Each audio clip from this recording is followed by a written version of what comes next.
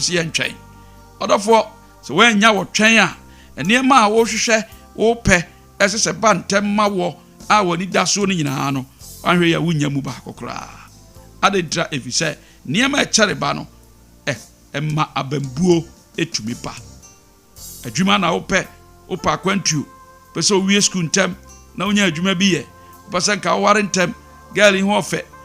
papa yi wɔ sika bɛkɔtena ne nkyɛn na wapagya me ntɛm atwam atom wɔ aburokyire na wakɔ wokɔɔyɛ no wantwa wantom ɔma wotena ase sɛ yɛ adwuma nansa ampa wɔhwɛw usu ne wo ban sɛ wobae sɛ wopɛ n'asɛm sɛ wobɛboa no anaasɛ wopɛ ne sika enti ɛnɛ saa na mmeranteɛ mmabaa wampanyinfoɔ bebree yɛyɛ sia ne ɔpɛ ne ma enti na nabama bu abrabɔ no koraa a ɔbɔ no wotu no sɛ sister brother ɛnyɛ saa bere na ɛsɛ woyɛ saa adwuma wei ɛnyɛ saa bere na ɛsɛ ɔware ɛnyɛ saa bere na ɛsɛ otu kwan ɛnyɛ saa bere wei na ɛsɛ woyɛ wotu saa na mo wei to bo ase no na ne bo afu na bam kura bu wo kura wotu no fo kura no wabɛyɛ ne tamfo enti sei na Israel for ɛyɛ yɛnkan Proverbs chapter 13 verse 12 ɛnhwɛ ebusam iti du miɛnsa kyemu a ɛyɛ edu mienu no Proverbs chapter 13 verse 12 Proverbs chapter 13 verse 12 ɔse anidasoɔ a ɛkyɛre mu ba akoma ɛyare ɛkyɛre mu ba ma akoma yare na anigyinadeɛ a ɛba emu no ɛyɛ nkwa edua hope defer maketh the heart sick but when the desire cometh it is a tree of life Bible say ade ɛkyɛre ba wehoi ɛma akoma ɛyare ade a ɛkyɛre ba ɛma akoma etumi ɛyare adentra efisɛ ɛyɛ ade a ɛma ntɛm so na ɛnam sɛ mantem so nti no ɛma wakoma atwan ne akyɛre ba no afi na de yare abrɛw efisɛ wo hwɛ ade wo paade ne nɛ ɛpɛ ne kyena ama kyena ababosome ana ɛbɛba bosome ɛbɛba afe ɛno no ɛma akoma yare eti ɛba saa si apa ɛde abambuo ba ɛmpa yɛ no ɔba ɔmmɔ bio ɔkɔ asɔre kora nwom to ɔnto afɔdeɛ na ɛso ɔbɔ kora wɔmmɔ nokorɛ na ɛso ɔdi kora wɔni nokorɛ kronkron yɛ na ɛso ɔbɔ abrabɔ kronkron ma awurade a ɔmmɔ abrabɔ kronkron adwuma na ɛso ɔne obi te ɔso ɔboa na ɔgyae time ɔso ɔyɛ no kora ɔnyɛ no saa bere no na nneɛma yɛ bi si ba saa sika na ɔpa ɔnya ne ntam ti no na nakoma yare na nabama bu na ɔgyae nneɛma nyinaa toɔ na nneɛma nyinaa yɛ basaa adentra ɛfiri sɛ deɛ ɔhwehwɛ no ɔnyae nti no ɔntɔ nkɔso ɛnyɛ deɛ ɛsɛ sɛ ɔyɛ ɛma no nyɛ nkɔsoɔ enti adeɛ ɛkyɛre ba no delay things no ɛma akoma yare it makes your heart sick akoma na yare nso a wohunu ɛde abufuo ɔtan ɛde yawdie ɛna ɛbɛhyɛ wo mu ma afei ama wanyɛ nie atake place na ɛkyinkyim wadwene ɛyɛ deɛ sɛ ɔni kwan sɛ woyɛ no ɛno na woyɛ enti ankorankora yɛ abrabɔ no ɛyɛ ade a ɛha adwen sɛ ɛka wo nko a na sɛ wamfa ani anto awurade so na sɛ wanhwehwɛ awurade na sɛ wankan wansua nyame asɛm na sɛ wammɔ mpaeɛ a ɔdɔfoɔ abambuo ɛbɛkyew ayi wafiri wo yiedie ɛne nkunimdie kwan ho na de wasa kɔsi kwareɛ so square one wasa kɔhyɛ aseɛ afei wɔn a wote wɔn firi wɔn nkyɛn no wɔn sɛ wɔn abrabɔ ɛkɔ nkae nneɛma yi kɔ yie ma wo na wɔn nko ara wo deɛ ɛde atete ɛne haw ɛna abɛtɔ wɔ soɔ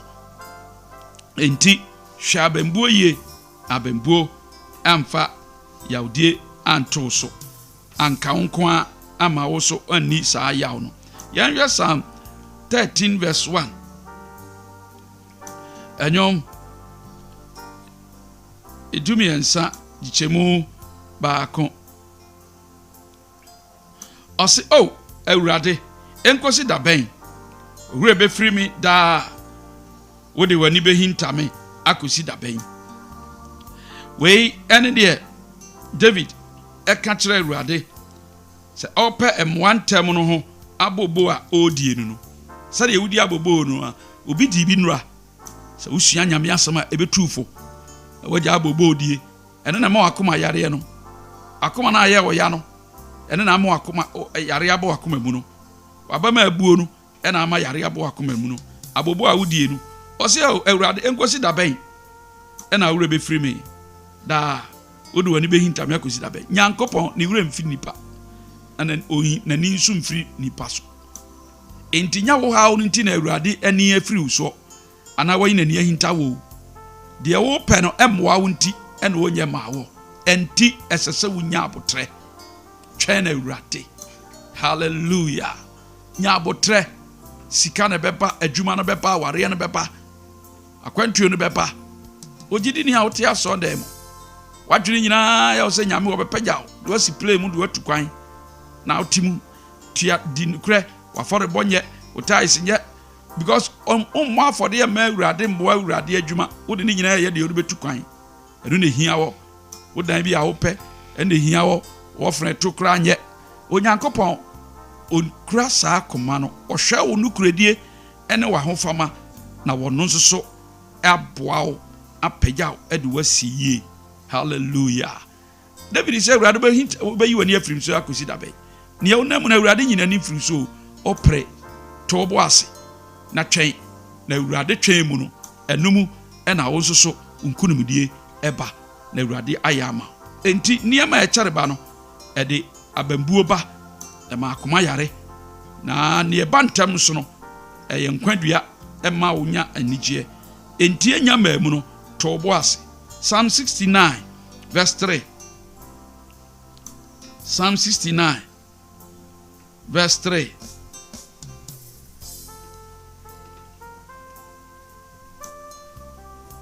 Enyom aduosia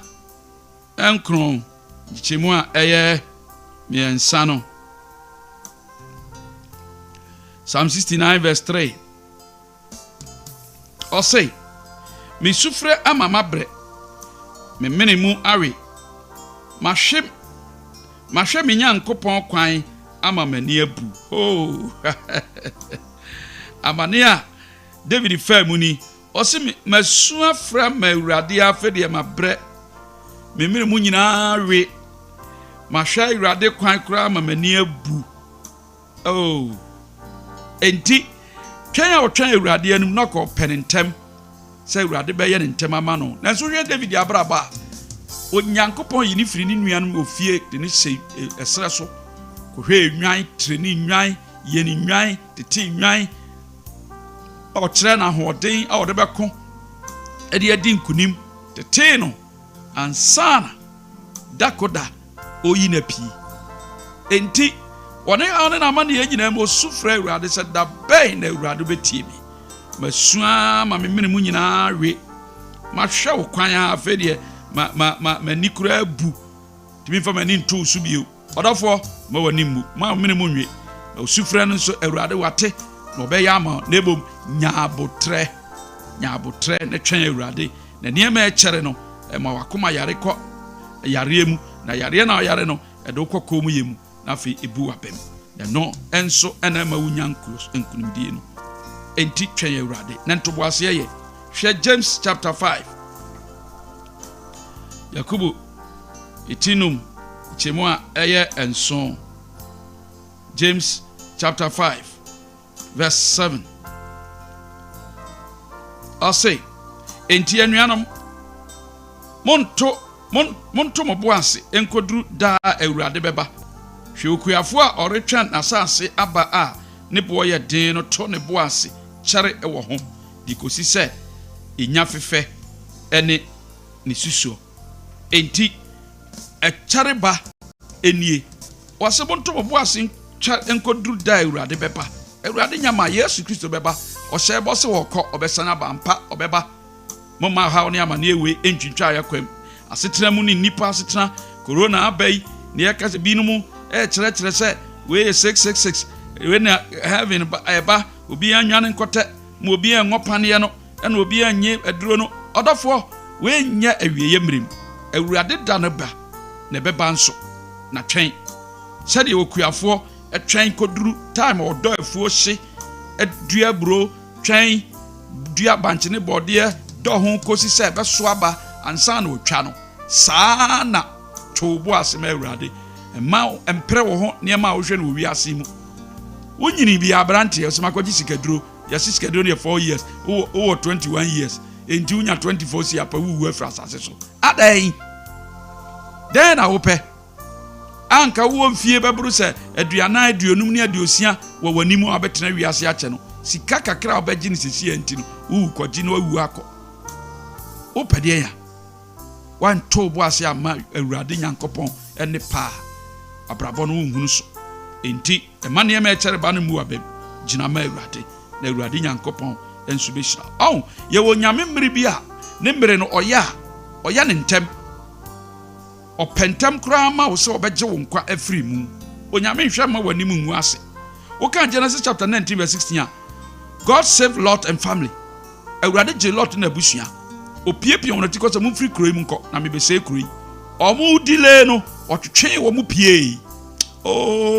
anɔpɛ awurade nsɔ wo nsa ntwe mfiri bɔne kwan so ɛne owuo kwan so na ɔmfa nsi nokore kwan so ɔntwe mfiri ahokyere kwan so na ɔmfa nsi yedie kwan so ɔntwe mfiri akoma na yare na wabama buo no na ɔmfa nsi twɛn kwan so ntoboase be patient in life brother sister toboase wate na wiase nya wo dia ekura awurade twɛn awurade behyira wo na awurade bɛpoa wo ama wo nso de ɛsa wo nsa ka no wo nsa ka na aboa wo na abambuo anni wo so ɛno nti no ɛde hawo ne amane brɛw so abamu bu a oji Lot free ɔhaw ne amane mu na oyi won free mu adentra efri sɛ on pɛsɛ on bɛkɔ saa amane mu adentra efri sɛ awurade wɔ akoma a wɔde gye ne mafiri mu so ɔsɛ yɛ bibi ma no kɔ na wo delay pɛ ɔtwe sɛ sɔre firi hɔ ka ho kɔkɔyɛ Judas ebeyi Yesu amoroso owura upes de opesa wo ye no bɔne na opesa odi ndi ntem na mmere kɔ onyame ne kura mmere no ɔno no ɔkasa mmere ma bam ɔno ɔkasa kwan no wabie adwuma no wabie wode ye ne sɛ wagye Kristo Yesu adi no bedi nokure ama awurade na sɛ wodi gye Kristo Yesu di na sɛ wodi nokure ɛde ma awurade a awurade nyankopɔn ɛbɛkokopa ɛde ama ne ye wo de ano ɔde bɛma ɔma wo how ne wunhyira bɛba wo so no twam nkɔda na wo how no so no ɔno bɛtenam no wayi wafiri mu sɛ wonyi Yesu ni anɔpɛ ya gye Yesu Kristo di ɔdɔfo efiri sɛ ɛyɛ nkwagye a onyankopɔn asiesie ɛde ama nipa nyina wɔ wiase mu sɛ wonni Yesu a wawu sika wo wagyapadeɛ wo de wo pɛ bia ho nimfaso bio because enkwa a wokɔdi no ewiase akyi no owu akyi no ɛdɔɔso kyɛn de wudi na asase so na sɛ wanya Yesu na akɔtena saa ama ne hunu no mu a ɛne ɛyɛ ɔhaw ne atete ɛna ade to ho so ɛno nti hwea sɛ wobɛtwe wo ho afiri mu na wagye Yesu adi na sɛ wogye Kristo Yesu di a awurade nyankopɔn ɛnso bɛgye wo nkwa na afei wanya fa ahodie na wanya nhyira enti wei ne nneɛma a ɛde abambuo ɛbrɛ yɛn enti ɔdɔfoɔ sɛ wotie onyame asɛm yi hwea sɛ wobɛsɔ abambuo mu sɛ wonyi Yesu ni agye ne di ne tena ase ma awurade na awurade nam n'asɛm yi so ɛbɛboa wo ama watumi afiri mu afi yɛfia wɔ awie a yɛbɛtoa so kwan a bɛfa so a bɛtumi adi abambuo so enkunim na wafiri asetena yɛnyɛ mu na delay things akyɛ ma yɛ nipa nsɛm a yɛaka akyerɛ wɔ anwinwi no watumi adi so nkunim ama abrabɔ ɛnso so asi wo yie na wanya Kristo so ɛnso mfasoɔ na ama wabrabɔ ɛnso ayɛ kama na awurade ɛde nkunimdi ato so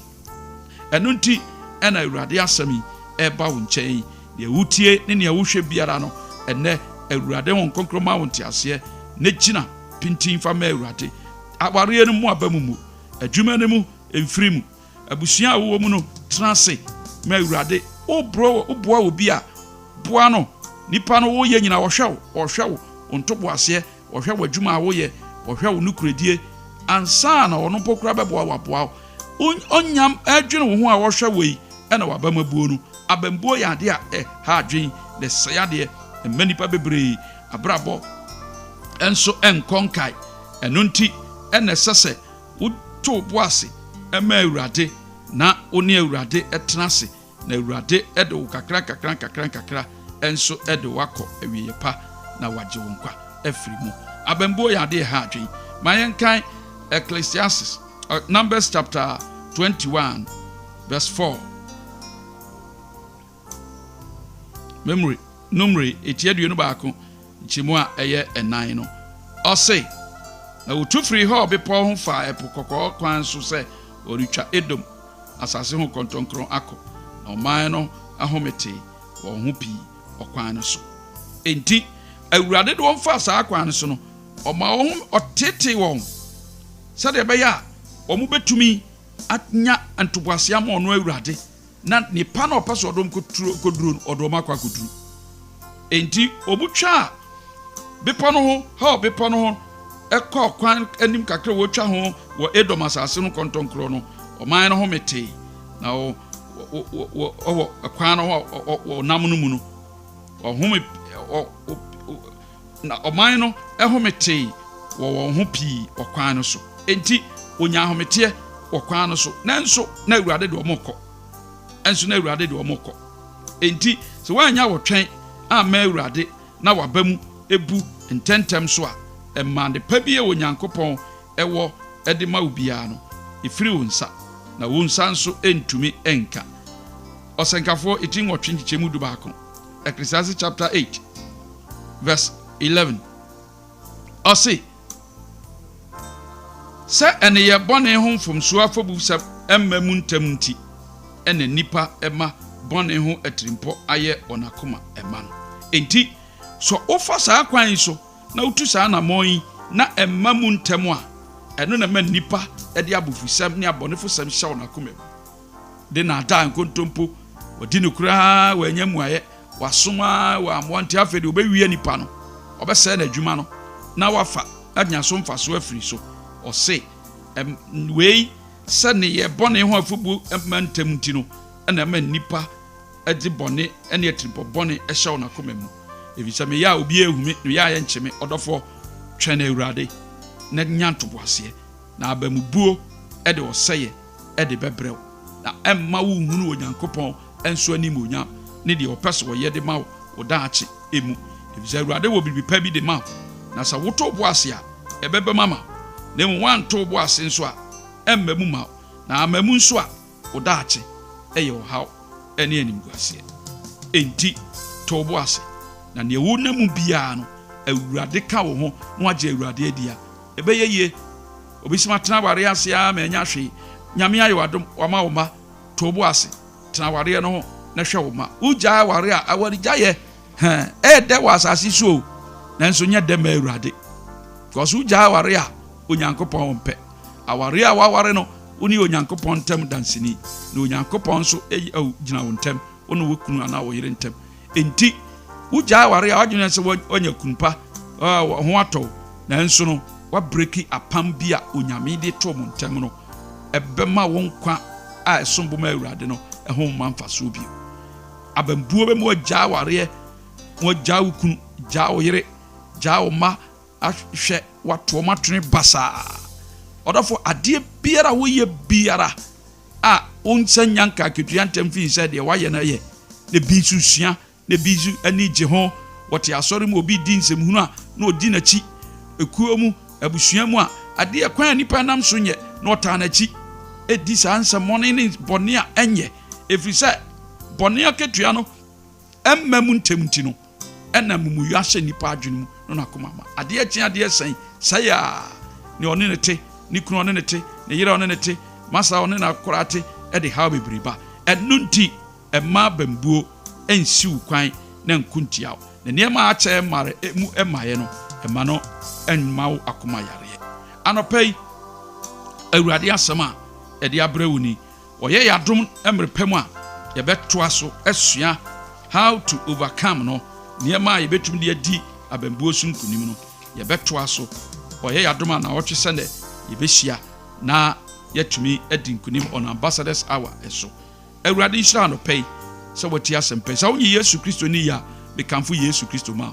sɛ Yesu Kristo yɛ nkwagye ɛma wiase nyinaa gye Awurade Yesu Kristo di na ɔbɛgye wo nkwa kadi machi na ne mfa apam na Awurade agye wo nkwa ka asɛm di machi sɛ ɔpɛ sɛ ɔfa Yesu a Awurade Nyankopɔn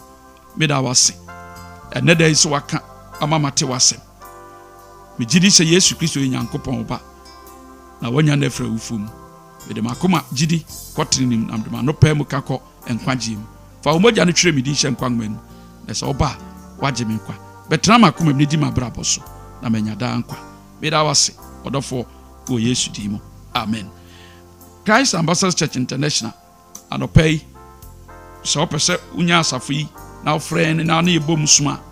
ɛwɔ kwanya wɔ hɔ frɛ wobɛtumi afrɛ number 0246 235676 0246 235676 anaasɛ 0207 434311 0207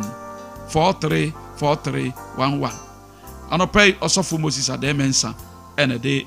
asɛmpa yi ɛbrɛ wɔ yi enti sɛ ɔfrɛ ne a ɛbɛhwɛ yɛhyia ɛwɔ Kwahyebu usi Kwahyeman a usu Kwahyebu abɛsi Santa Maria Brukios na wasi former nante aduru street no so duru street no so Red Academy wɔ yɛwɔ Red Academy no akyi yɛwɔ hɛ no bɛsom kaaso anso yɛwɔ bɔ mu kwan no so ukɔ wani ma ubeduru filling station wa second street no kosi filling station no ofa so Christ Ambassadors Church asɔre wɔ hɔ a esua nyame asɛm ɛbɔ mpa ukuada nwumrɛ ifiada nwumrɛ ɛna kosiada nopa ɛnso anopa na nwɔtwe ɛnso yɛhyia esua nyame asɛm bɔ mpa o ha obi afrɛ yɛbɛma mmuaye sɛ nso wɔ mmoa bi a rebɛboa Awurade adwuma nso a ofa number yi so a ɛyɛ mobile money wodi to so a ofrɛ a yɛbɛyi de aboa nyame asafo ama asafo no nkɔso ɛnso ahyɛ Kristo ani bonyam yɛda wase bebre o Yesu dim amen. Awurade nhyira. You are my eyes when I cannot see. You are my mouth when I cannot speak. You are my everything, my everything, my everything. Hey, you deserve a very big. You are my eyes when I cannot see. Oh, Father, you are my mouth when I cannot speak. You are my everything, my everything, my everything. You deserve a very big thing. You deserve a very big thank you. Father, you deserve a very big thank you. Jesus, you deserve a very big thank you. Hey, you deserve a very big thank you. You deserve a very big thank you. You deserve a very big thank you. You deserve a very big thank you. Hey, you deserve a very big thank you. You are my eyes when I cannot see. You are my mouth when I cannot speak. Oh, Baba, you are my everything, and I cannot do anything. You deserve, baby. You are my eyes when I cannot see. Oh, you are my mouth when I cannot speak. Oh, you are my everything when I cannot do, when I cannot do anything. You deserve, baby. Thank you.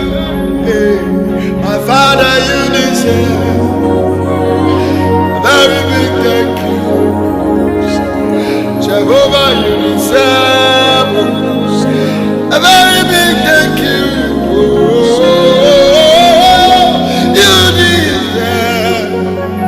very big thing.